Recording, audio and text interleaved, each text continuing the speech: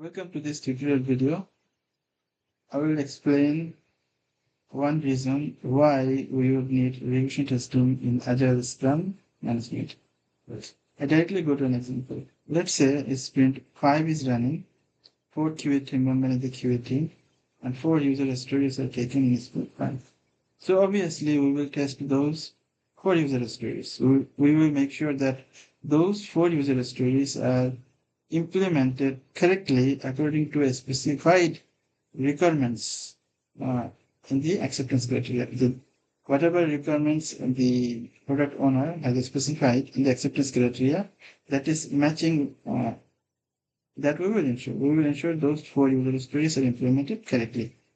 Besides that, we also have to ensure that those 4 user stories implementation should not break previous sprints user stories.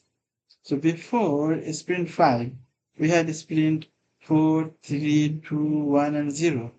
In those sprints, we have implemented user stories, we tested, we signed off. Those are working fine right now.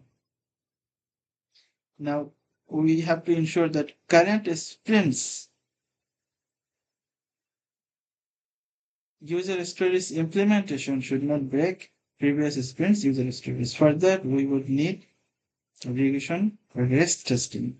That is why we need regression testing to ensure previously developed and tested functionality or user stories we have implemented in the previous sprints. Those are working fine right now. Current sprints user stories are not breaking any of those. For that, we need regression testing or regression testing.